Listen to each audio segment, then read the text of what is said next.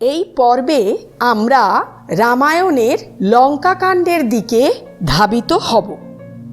রামের সৈন্যরা লঙ্কা অবরোধ করলে রাবণ ছাদে উঠে তাদের দেখেও যুদ্ধের নাম করল না।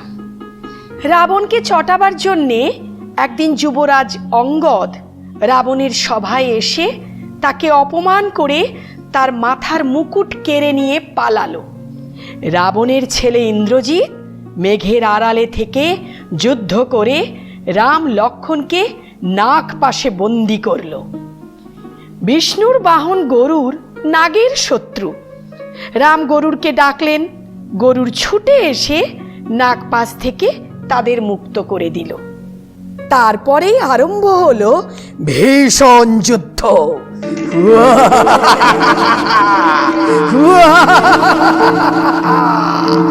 জয় রাধা বসানের জয়, জয় রাধা বসানের জয়, শ্রীরাম জয় জয় শ্রীরামচন্দ্রের জয়, জয় শ্রীরামচন্দ্রের জয়।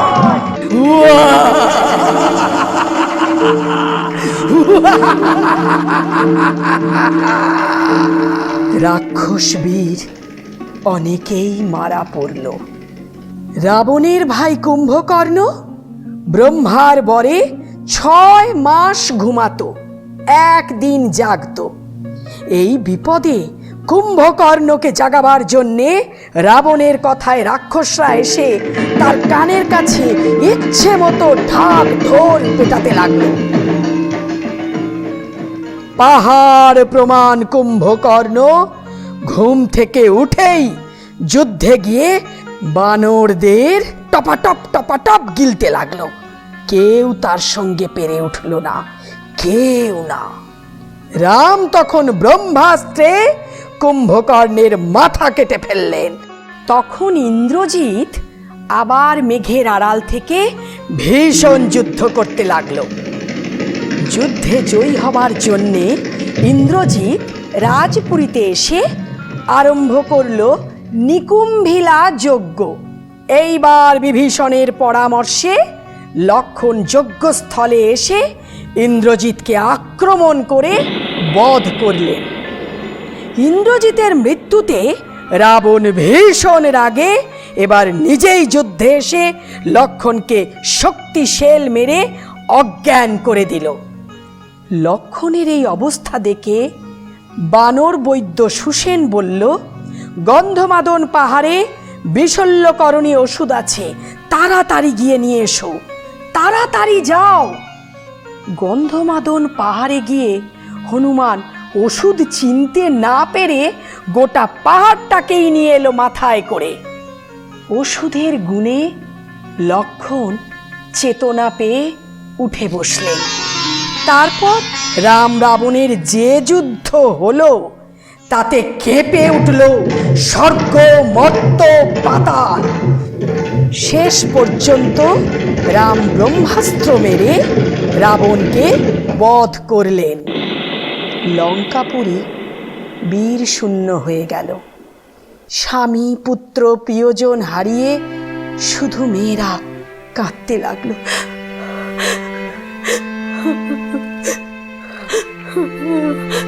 রাম বিভীষণকে লঙ্কার রাজা করলেন। এবার সীতাকে আনানো হলো। সীতা কাছে আসতেই রাম তাকে অগ্নি পরীক্ষা দিতে বললেন। সীতা নিঃসন্দেহে আগুনে প্রবেশ করলেন। অগ্নিদেব দেখা দিয়ে বললেন, সীতা পুণ্যবতী, তাকে গ্রহণ করুন। তারপর 14 বছর পূর্ণ হলে রাম, সীতা ও লক্ষ্মণ রাবণের পুষ্পক রথে চড়ে অযোধ্যায় ফিরে চললেন। শুভ দিনে রাম সীতা অযোধ্যার সিংহাসনে বসলেন। ঘরে ঘরে আনন্দ উৎসব চলল। একদিন এক গুপ্তচর এসে রামকে জানালো, সীতা অনেক দিন রাবণের ঘরে ছিলেন বলে প্রজাদের কেউ কেউ তাকে অপবাদ দিচ্ছে। তখন রাম প্রজাদের খুশি করবার জন্যে লক্ষ্মণকে দিয়ে সীতাকে বাল্মীকির আশ্রমে নির্বাসন দিলেন। বাল্মীকি সীতাকে তার আশ্রমে আশ্রয় দিলেন। কিছুদিন পরে সীতার লব ও কুশ নামে দুটি পুত্র হল। বাল্মীকি লব কুশকে নানা বিদ্যায় নিপুণ করে তুললেন ও রামায়ণ গান গাইতে শেখালেন। रघुपति राघव राजा राम पतित पावन सीताराम। रघुपति राघव राजा राम पतित पावन सीताराम। সীতাকে নির্বাসনে দিয়ে রামের মনেও শান্তি নেই। এই অবস্থায় কয়েক বছর কাটিয়ে তিনি অশ্বমেধ যজ্ঞ আরম্ভ করলেন। প্রথা অনুসারে যজ্ঞের ঘোড়া নিয়ে শত্রুঘ্ন সসৈন্য বার হলেন দিগ্বিজয়ে। নানা দেশ ঘুরে সেই ঘোড়া বাল্মীকির আশ্রমের কাছে আসতেই লব কুশ তাকে আটকালো। ফলে বাঁধল যুদ্ধ। লব কুশের সঙ্গে যুদ্ধ করতে এসে প্রথমে শত্রুঘ্ন, তারপর ভরত ও লক্ষ্মণের পতন হলো। খবর পেয়ে রাম হনুমান প্রভৃতিকে নিয়ে যুদ্ধ করতে এলেন, কিন্তু হেরে গিয়ে তিনিও মূর্ছিত হয়ে পড়লেন। যুদ্ধে হনুমানও বন্দী হলো। লবকুশ তাকে বেঁধে নিয়ে এলো মায়ের কাছে।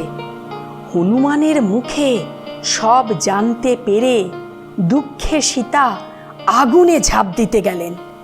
তখন বাল্মীকি মুনি মৃত সঞ্জীবনী জল ছিটিয়ে আবার সবাইকে বাঁচালেন। অশ্বমেধ যজ্ঞের ঘোড়া তখন মুক্ত হল। বাল্মীকি মুনিও রামের যজ্ঞ সভায় উপস্থিত হয়ে লব কুশকে রামায়ণ গান গাইতে আদেশ করলেন। रघुपति राघव राजा राम पतित पावन सीताराम।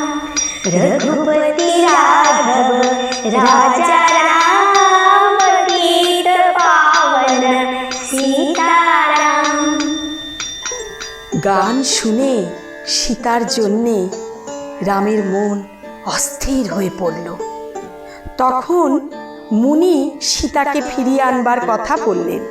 সীতাকে আনানো হলো। রাম তাকে সকলের সম্মুখে আবার অগ্নি পরীক্ষা দিতে বললেন।